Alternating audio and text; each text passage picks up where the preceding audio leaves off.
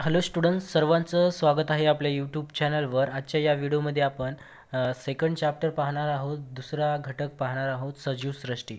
याच्या अगोदर आपण नैसर्गिक संसाधने, हवा, जमीन, पाणीबद्दल डिटेलमध्ये बेसिक माहिती पाहिलेली आहे। आपल्या या यूट्यूब चॅनलवर विज्ञानाचं बेसिक कन्सेप्ट आपण पाहणार आहोत। जर तुम्ही कोणतीही परीक्षा देत असाल, स्पर्धा परीक्षेमध्ये विज्ञान कंपल्सरी आहे आणि ते विज्ञान समजण्यासाठी तुम्हाला सुरुवातीला बेसिक समजणं खूप महत्त्वाचं आहे। त्याच उद्देशानं आपण इयत्ता 6वी ते 12वीपर्यंतचे सर्व बेसिक कन्सेप्ट विज्ञानाचे आपण या चॅनलवर पाहणार आहोत। आता पहा, विज्ञानाचं सेकंड चॅप्टर आहे इयत्ता 6वीचं।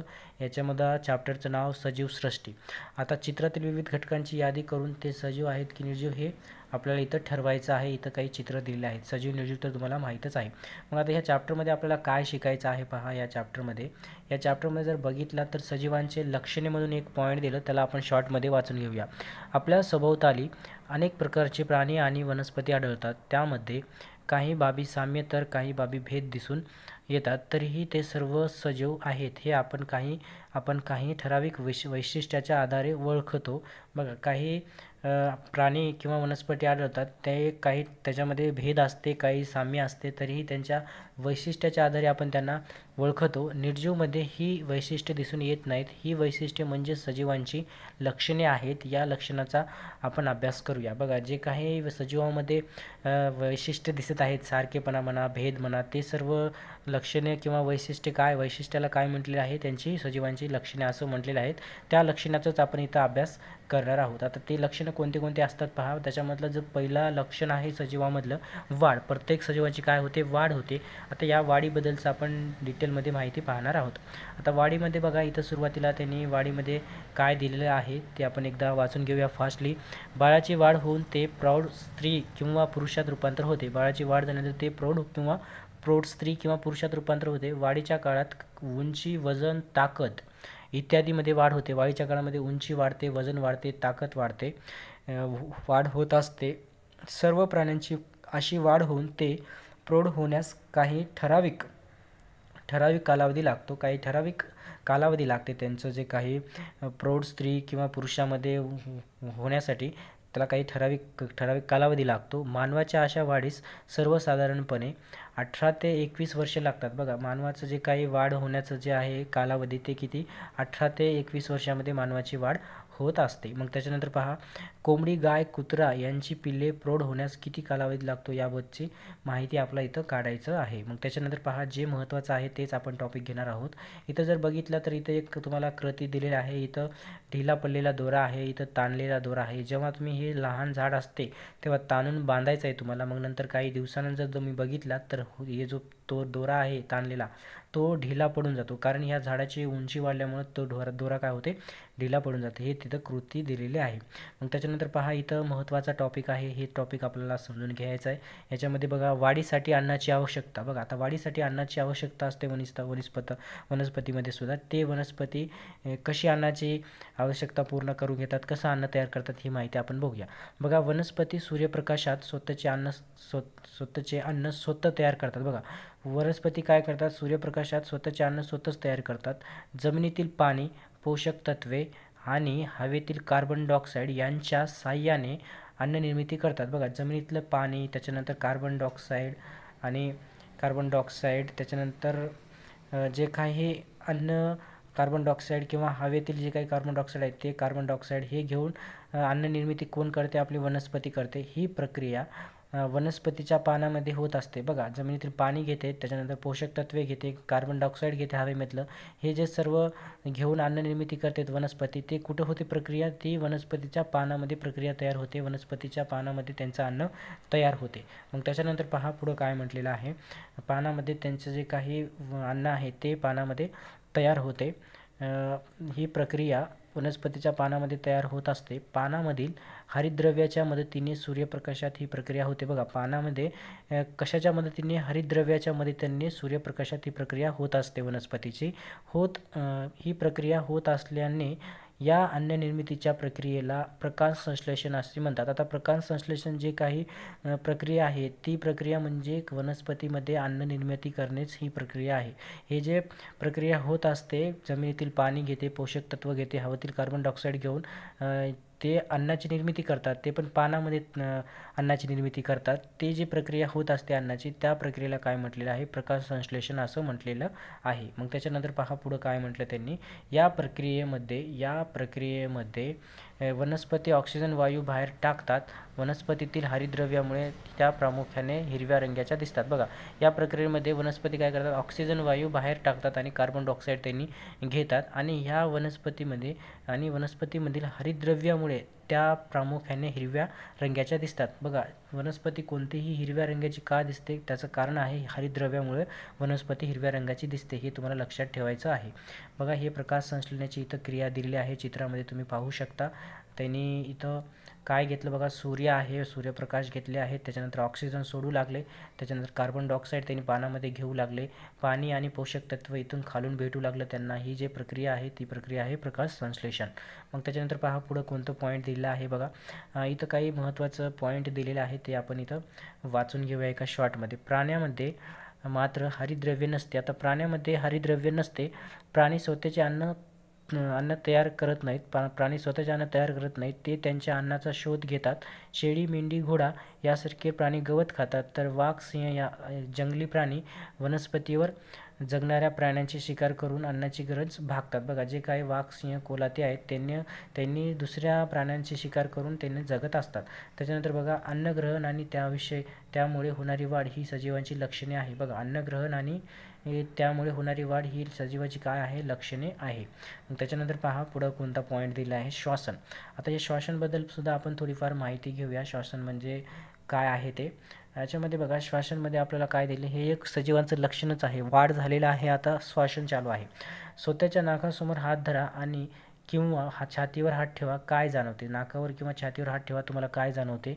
झोपलेल्या कुत्र्यामध्ये पोटाची कोणती हालचाल दिसून येते, हे सुद्धा आपल्याला बघायचं आहे. मग त्याच्यानंतर पहा पुढं, सजीवांना जगण्यासाठी ऑक्सिजनची आवश्यकता असते.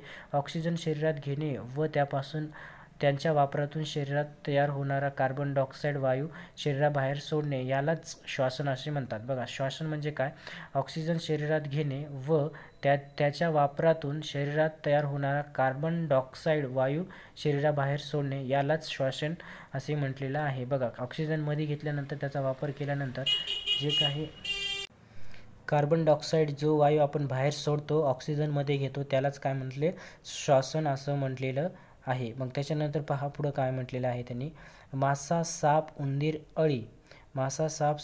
अळी, झुरळ अशा प्राण्यांमध्ये श्वासनासाठी ठराविक इंद्रिये असतात, तर वनस्पती त्यांच्या खोड व पानावरील सूक्ष्म छिद्रावाटे श्वासन करतात. बघा, वनस्पती काय करतात, त्यांच्या छिद्रावाटे, बघा, पानावरील सूक्ष्म छिद्रावाटे श्वासन करतात. खोड आणि पानं कुठून श्वासन करतात, त्यांच्या सूक्ष्म छिद्रावरून, जे काही छिद्र असतात खोडवरून, त्याच्यावरून त्यांनी काय करतात, श्वासन करतात. श्वासन हे सजीवांचे एक लक्षणच आहे, हे तुम्हाला लक्षात ठेवायचं आहे. मग त्याच्यानंतर पहा पुढचं जो लक्षण आहे किंवा वैशिष्ट्य आहे सजीवाचं, उत्सर्जन. आता हे उत्सर्जन म्हणजे काय, हे माहिती आपण इथं पाहूया. उत्सर्जन कशाला म्हटलेलं आहे. प्राण्यांच्या शरीरात होणाऱ्या अनेक क्रियामधून निरुपयोगी टाकाऊ पदार्थ तयार होतात, त्यांना उत्सर्ग असे म्हणतात. बघा, प्राण्याच्या शरीरामध्ये जे काही निरुपयोगी टाकाऊ पदार्थ आहे त्यांना काय म्हणतात, उत्सर्ग असं म्हटलेलं आहे, हे तुम्हाला लक्षात ठेवायचं आहे. मग त्याच्यानंतर पुढं पहा काय म्हटलं त्यांनी, हे उत्सर्ग शरीराबाहेर टाकण्याच्या प्रक्रियेला उत्सर्जन असं म्हटलेलं आहे. बघा, प्राण्यामध्ये जे काही निरुपयोगी टाकाऊ पदार्थ आहे त्याला काय म्हणतात, उत्सर्ग असं म्हटलेलं आहे, आणि हे उत्सर्ग शरीराबाहेर टाकण्याच्या प्रक्रियेला उत्सर्जन असं म्हटलेलं आहे, हे लक्षात ठेवायचं आहे. मग त्याच्यानंतर पहा पुढं काय दिले त्यांनी, प्राण्यामध्ये उत्सर्जनाचे विविध अवयव असतात. बघा, प्राण्यामध्ये उत्सर्जन करण्याचे विविध अवयव असतात, म्हणजे प्राण्यामध्ये टाकाऊ पदार्थ बाहेर टाकण्यासाठी त्यांना खूप विविध अवयव असतात, त्यांनी म्हटलेलं आहे. वनस्पतीमध्ये देखील उत्सर्जन करतात. बघा, वनस्पती सुद्धा काय करतात, उत्सर्जन करतात, म्हणजे ते बी काही टाकाऊ पदार्थ बाहेर सोडतात वनस्पती. उदाहरणात दिलं बघा, वनस्पतीचं उदाहरण दिलेलं आहे. हे वनस्पतीचं उदाहरण काय आहे ते आता आपण इथं पाहूया. वनस्पतीचं उदाहरण काय दिलं बघा, काही वनस्पतीची विशिष्ट ऋतूतून पानगळ होते. बघा, काही वनस्पतीचे विशिष्ट ऋतूमध्ये काय होते, पानगळ होते, म्हणजे त्यांची पानं काय होतात, गळू लागतात, म्हणजेच त्यांचं काय होते, उत्सर्जन होते. वनस्पतीच्या पानामध्ये साठलेले उत्सर्ग त्या पानाबरोबर गळून पडतात. बघा जे काही वनस्पतीमध्ये जे उत्सर्ग साठलेलं असतं ते त्या पानाबरोबर काय होते, गळून पडते आणि वनस्पतीसुद्धा उत्सर्जन घडून येते. मग त्याच्यानंतर पहा कोणतं पॉईंट दिलेलं आहे ते बघू शकता. इथं बघा हे पानगळ झाले आहे झाडाचे, एक असं झाडाचे अर्धे पानं गळून गेलेले आहे ते तुम्ही पाहू शकता. मग त्याच्यानंतर पहा पुढं काय दिलेलं आहे त्यांनी, एक इथं करून पहा म्हणून एक ॲक्टिव्हिटी दिली, तुम्ही सहज तुम्ही बघून घेऊ शकता ॲक्टिव्हिटी काय आहे.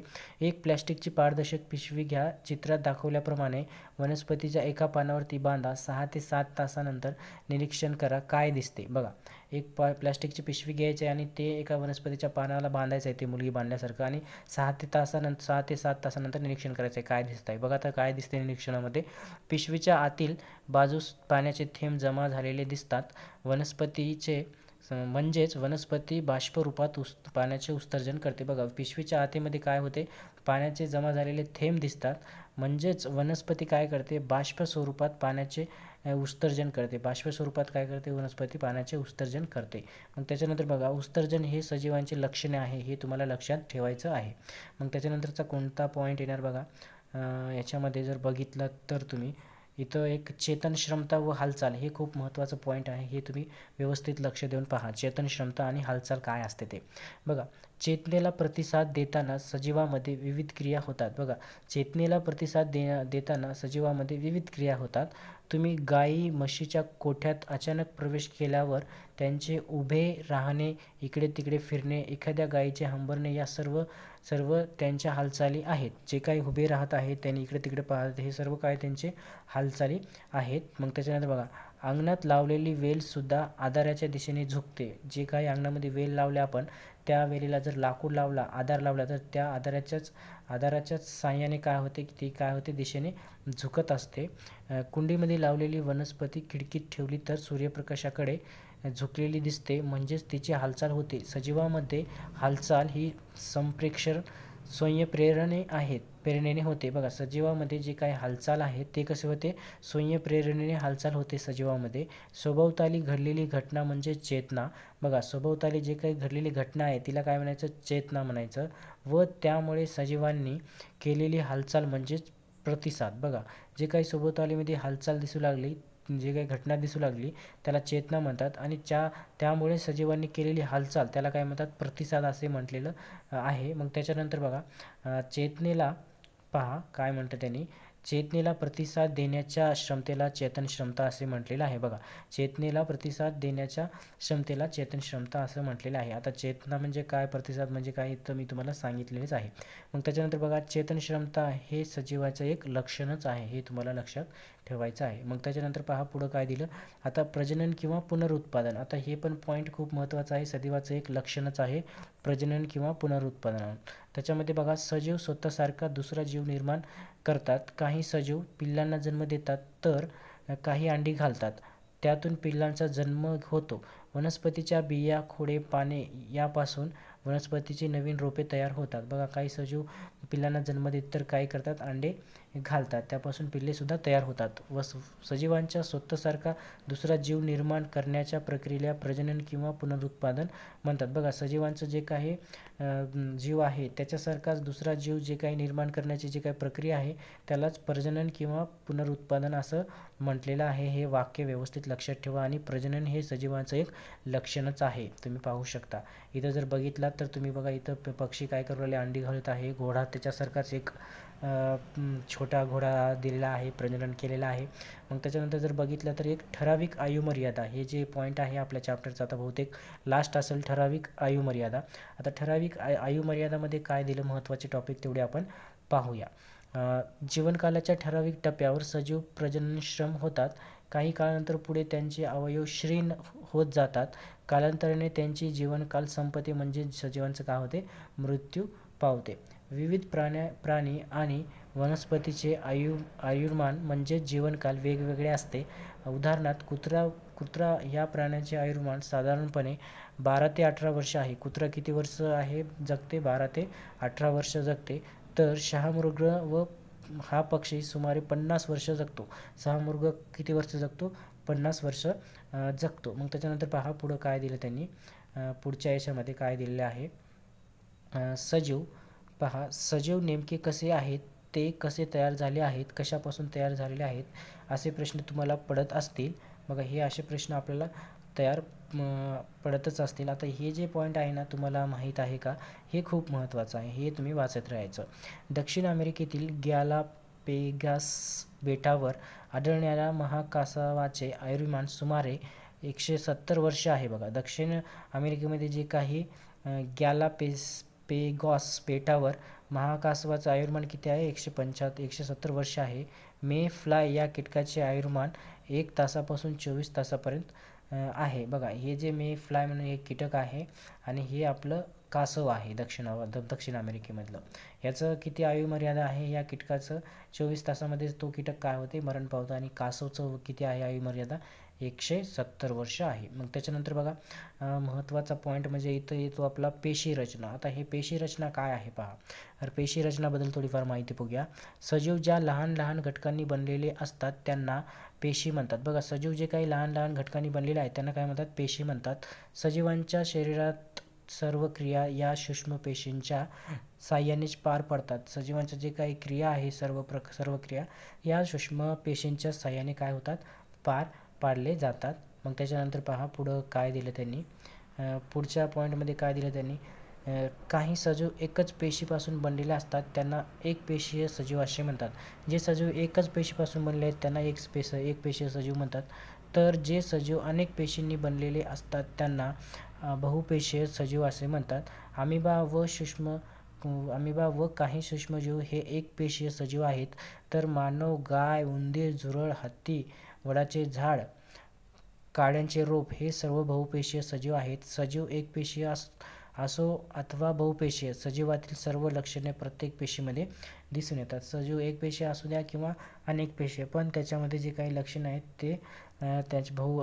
ते लक्षणे दिसून येतात. मग त्यानंतर पेशीची संख्या वेगवेगळी असली तरी पेशीमय रचना हे सजीवाचे प्रमुख लक्षण आहे. पेशीची संख्या वेगवेगळी असली तरी पेशीमय रचना हे सजीवाचे हे प्रमुख लक्षण आहे. हे बघा याच्यामध्ये इथं चॅप्टर इथं आपलं संपून जात आहे. याच्यामधला लास्ट पॉईंट म्हणजे उपयुक्त सजीव. आता हे उपयुक्त सजीवमध्ये काय आहे बघा, उपयुक्त सजीव म्हणजे जे काही आपण बटाटा, सफरचंद, केळी, अन्नपदार्थ, त्याच्यानंतर म्हणा तुम्ही कुत्रा, मांजर जे काही तुम्ही पोसून आपण जे काही उपयोग करून घेतात तेच उपयुक्त सजीवमध्ये आपल्या इथं दिलेलं आहे माहिती. हे काय आपल्याला तेवढं महत्त्वाचं नाही आहे. त्याच्यानंतर बघा अपयकारक सजीव. आता अपयकारक सजीवमध्ये म्हणजे आपल्याला जे काही आपल्याला त्यांनी काही त्रास देतात ते अपयकारक सजीव. म्हणजे उंदरापासून आपला त्रास आहे, विंचूपासून आहे, पालीपासून आहे, या किड्यापासून सुद्धा आहे, म्हणून हे अपयकारक सजीव आहेत.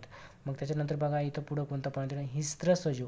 आता हिंस्त्र सजीव म्हणजे काय, हिंसा करतात. सजीव काय करतात, दुसऱ्या प्राण्यांची बळी घेतात. हे सिंह म्हणा, वाघ म्हणा, हे काय करतात, हिंसा करतात. प्राण्यांना जंगलामध्ये दुसऱ्यांची बळी घेऊन मानवांची सुद्धा बळी घेतात. हे म्हणजे आपले हिंस्त्र सजीव ह्याची माहिती दिली आहे. हे आपल्याला तेवढं काही महत्त्वाचं नाही आहे. अशा प्रकारे हे चॅप्टर इथं संपलेलं आहे. जर कोणी चॅनलवर नवीन असाल तर चॅनलला सबस्क्राईब करा. जर तुम्हाला नवीन चॅनल असेल तर सबस्क्राईब करा. व्हिडिओ आवडला असेल तर व्हिडिओला लाईक करा. त्याच्यानंतर आपण तिसरा चॅप्टर पाहणार आहोत. याच्यानंतरचा सजीवातील विविधता आणि वर्गीकरण हे चॅप्टर आपण डिटेलमध्ये पाहूया. भेटूया पुढच्या व्हिडिओमध्ये. धन्यवाद.